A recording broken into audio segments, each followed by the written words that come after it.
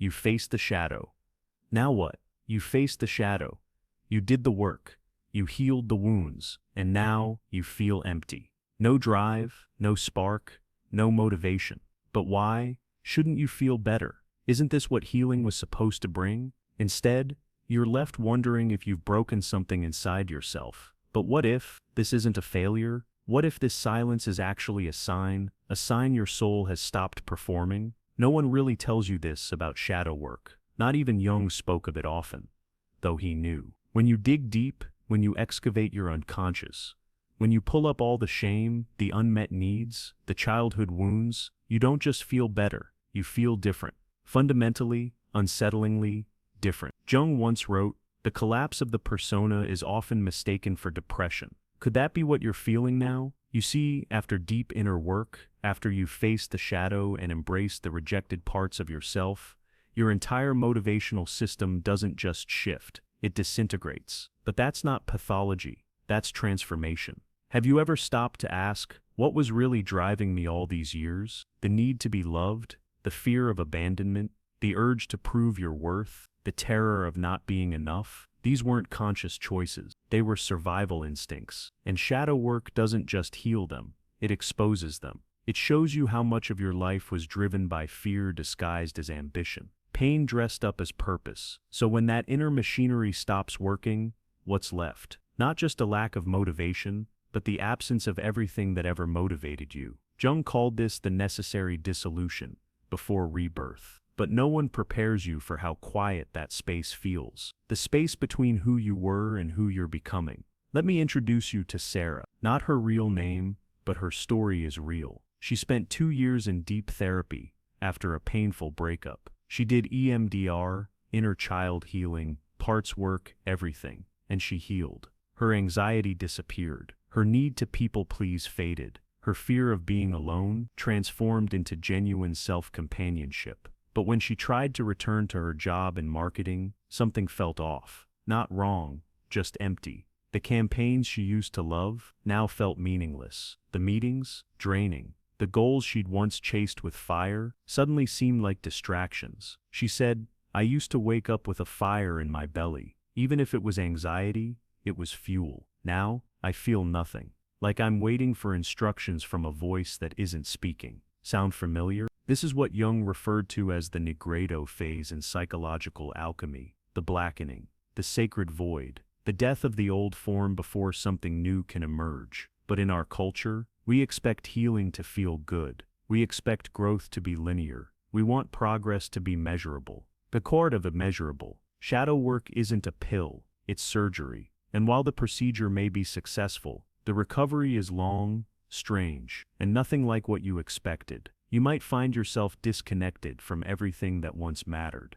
Careers, relationships, hobbies, they all feel hollow. But this isn't clinical depression. You're not hopeless. You're not worthless. You're not lazy. You're simply no longer driven by fear, and your soul hasn't yet shown you the new map. Jung believed this phase is essential. Your ego steps aside. Your deeper self begins to rise, but it hasn't fully arrived yet. You're in the in-between, the liminal space, the sacred void. So let me ask you, could it be that your soul is simply resting before its next rise? Could it be that this stillness is protection, not punishment? Have you mistaken this silence for failure? Because it's not. This isn't laziness. This isn't stagnation. This is your soul taking a sacred pause before the next phase of your becoming. Many ancient cultures honored this void, vision quests, dark nights of the soul, rites of passage. But today, stillness is pathologized, mystery is medicated, and anything not productive is seen as a problem.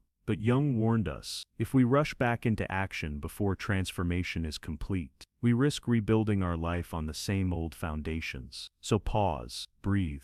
Because the silence you're hearing now, it's not collapse, it's the call of transformation. If this message resonates with you, take a moment to like, follow, or share. You never know who else is quietly waiting in the void, wondering if they're broken, when really they're just becoming dot. When the persona dies, what emerges in its place? What if who you've been isn't who you really are? What if it's who you thought you needed to be just to survive? Shadow work strips away the persona. the mask you built to fit in, to be accepted, to be safe. It reveals the gap between your authentic self and the self you've been performing. And once you see that difference, you can't unsee it. But here's the hard part. Most of your life was built around that performed self. Your career, your relationships, your goals, your entire sense of purpose. All of it was designed to support a version of you that now feels at best incomplete, at worst, completely false. So what happens when that version of you dies, but your true self hasn't fully emerged? You feel empty. You feel unmotivated. Why? Because real motivation can only come from truth, and the truth is still being born. Let me share another story. This one's about David, a successful architect. He spent 3 years in deep therapy, healing childhood trauma and attachment wounds. The results were profound. He felt more at peace than ever before. But when he returned to his work, designing buildings, managing projects, climbing the corporate ladder, it felt wrong. Not painful, just off. Like wearing clothes that didn't fit anymore. I used to be so driven, he told me. I worked 60-hour weeks and loved it. I had 5-year plans, 10-year goals. I knew exactly what I wanted and how to get it. Now, I look at those same goals and feel nothing, like they belong to someone else. He thought he was depressed. He considered medication. He wondered if he'd broken something during all that healing. But this wasn't depression. This was the natural result of profound inner change. His old motivations, proving his worth, earning approval, avoiding shame, were gone. Shadow work had healed those wounds, integrated those needs, resolved those fears. But his new motivations, the ones born from truth, not trauma, hadn't shown up yet. Here's the turning point Jung spoke of. True motivation doesn't come from compulsion. It comes from authenticity. Fear can push you through anything. It's powerful fuel. It'll get you up at 5 a.m., keep you grinding till midnight, drive you to achieve what once felt impossible. But fear has an expiration date. Eventually you burn out, or you heal enough that you stop being afraid. And when the fear stops driving you, if there's nothing else in its place, you don't feel inspired. You feel empty. But hear this clearly. That emptiness isn't the problem. It's the solution. It's your psyche creating space for something new to emerge. If this is hitting home, pause for a second. Take a breath. You're not alone. Jung taught that the self, your authentic, capital S self, doesn't shout. It doesn't demand. It doesn't manufacture urgency or crisis. The self whispers. It nudges. It invites. But if your life is loud, if it's full of pressure, performance, productivity, you can't hear the whisper. That's why the void is sacred. That's why the silence is necessary. That's why losing your old motivation is not failure. It's preparation. When the self begins to speak, no one tells you what happens after the void. When you finally stop fighting the silence and start listening. When new motivation arises, it feels completely different. It's not frantic. It's not desperate. It's not powered by fear or the need to prove anything. It's quiet. It's steady. It's undeniable. It's the difference between artificial light and sunlight. One just helps you see. The other nourishes you.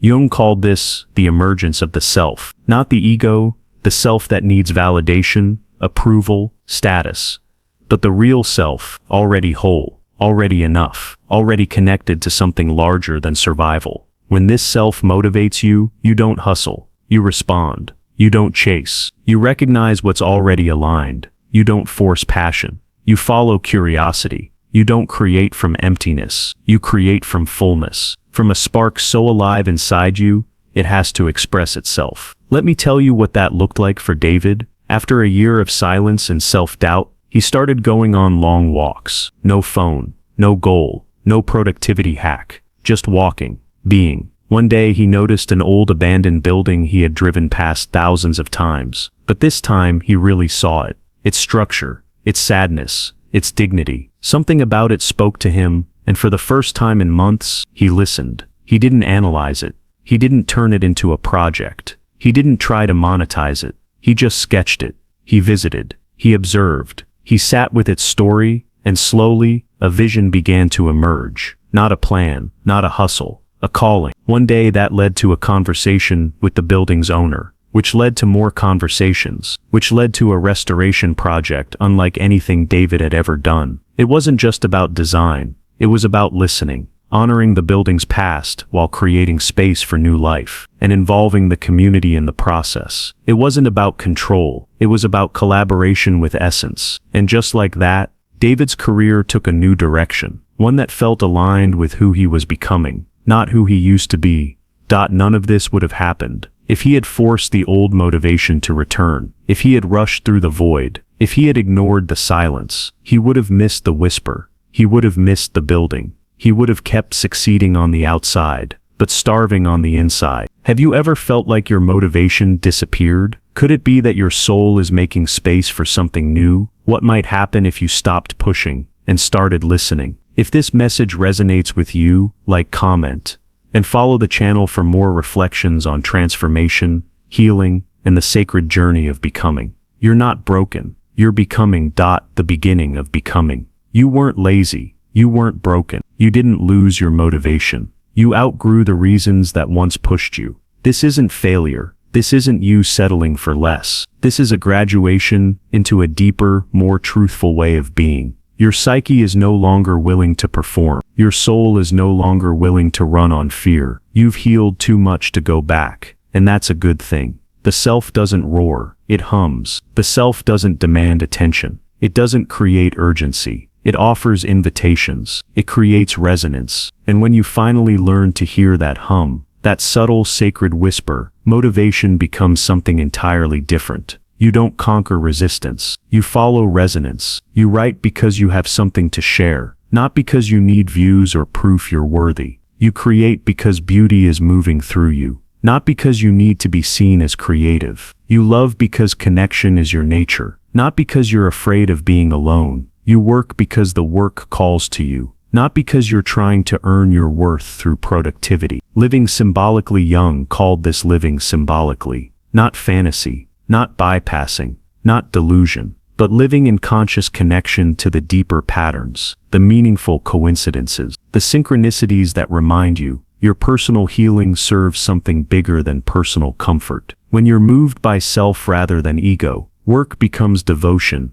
not obligation. Relationships become conscious choice, not unconscious need. Creativity becomes expression, not performance. Rest becomes nourishment, not laziness. Boundaries become self-care, not selfishness. And here's the paradox. This gentler motivation, it often accomplishes more than the frantic energy that came before, because it's sustainable, because it's aligned, because it flows from fullness, not emptiness, from love, not fear, from truth, not compulsion. Journaling prompt. Let me offer you something simple, a reflection that might bring clarity. Write down 3 things you feel you should be motivated about right now. Things you think you ought to want, things you ought to pursue. Then ask yourself, where does this should come from? Whose voice is that really? Who would be disappointed if I let this go? What am I afraid will happen if I stop wanting this? Now write down 3 things you feel drawn to, even if they make no sense. Things that spark curiosity, peace, or quiet joy. Things that make you feel more alive. Then ask, what would it feel like to follow this pull without needing to justify it? What would it feel like to trust this without fully understanding it? The difference between those 2 lists, that's the difference between ego drive and soul draw, between motivation that depletes you and motivation that nourishes you. Sarah's story. Sarah, a former marketing executive, once believed her drive was ambition, but through reflection, she discovered something deeper. Her obsession with performance was a mask, a way to avoid a buried longing to work with children, not because it looked impressive, not because it paid well, but because it made her soul sing. It took her 2 years to make the transition, 2 years of curiosity over clarity, 2 years of trust over control, 2 years of quiet steps toward what felt true, even when it didn't look smart. Her friends questioned her, her family worried, her logical mind objected. But she wasn't following logic, she was following life, and for the first time in decades, she felt truly alive. This is not the end, this is the door. You didn't lose your motivation, you simply can't force yourself to care about things that no longer fit. This isn't the end of your healing. It's the beginning of becoming. The silence you feared, that's where your self has been waiting. The emptiness you've tried to escape, that's space being cleared for truth. Jung never promised this would be easy. He didn't say individuation would be fast or comfortable. He said it would be worth it. To walk through the valley of not knowing, to sit in the desert of silence, to rest in the void, unsure of what comes next. Because on the other side of all that isn't the mirage of a perfect life. It's the oasis of a true one. The new motivation from truth doesn't burn you out, because it doesn't come from deficiency. It doesn't take more than it gives, and it doesn't disappear when the circumstances change, because it's not rooted in what you want. It's rooted in who you are. If you're in the void right now, wondering what's wrong with you, maybe nothing's wrong. Maybe something is finally right. Maybe your soul is strong enough to stop performing. Maybe your psyche is wise enough to wait. Maybe, just maybe, you're healed enough to follow truth. Before you go, what is the silence in your life trying to say? What old story is finally ending? What deeper truth is trying to emerge? If this message resonated with you, I'd love to hear from you in the comments. Your story might be the mirror someone else needs. And if you want to keep exploring these deeper questions about healing, shadow work, soul, and the self, make sure to subscribe. This conversation has just begun. The void isn't the end. It's the comma between the life you've been living and the life you were always meant to live. And that life, it's worth the wait.